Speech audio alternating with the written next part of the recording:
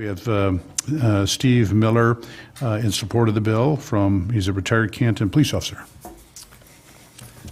Hi, and thank you for having me today. My name is Steve Miller. I have just almost 25 years law enforcement experience. Started with the United States Air Force Security Police right out of high school. Did a tour in Desert Storm in Saudi Arabia. Moved on to the Milan Police Department as a patrol officer for a couple of years. Went to Canton, worked in patrol, detective, promoted to sergeant, was part of the SWAT team, retired there a few years ago as a sergeant. Most of my experiences with civil asset forfeiture were street level, low level, not for the high level criminal offenders to which this type of legislation was originally intended. Most of the forfeitures I dealt with were $5,000 or less, and they targeted regular people or lower income type people. I'm here to support these bills today. I'm going to try and sum this up as quickly as I can because I know you're short on time. As a prior law enforcement officer, I took great pride in my work, in my criminal cases, in the work that I submitted to a prosecutor or a court as a patrolman, as a detective, as a sergeant.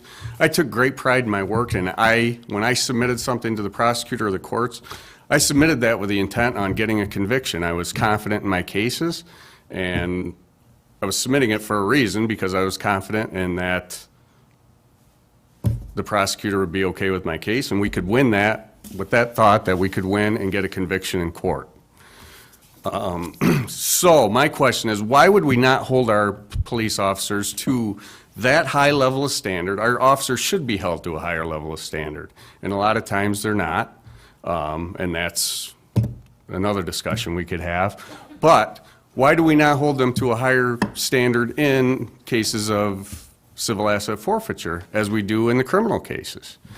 As a police officer, if I'm going to forfeit property and there is a conviction required for that, I should have the confidence in my case that I'm going to get that conviction and we are going to be able to lawfully seize that property.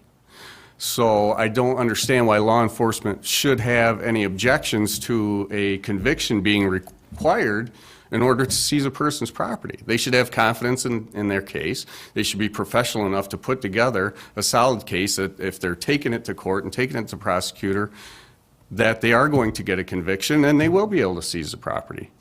So why would we not hold the officers to this standard? Anytime we're taking we hold these officers to go out and they can arrest people. Not too many people have the power to go out on the street and put somebody in handcuffs and take their freedom away. And we give that power to our police officers. And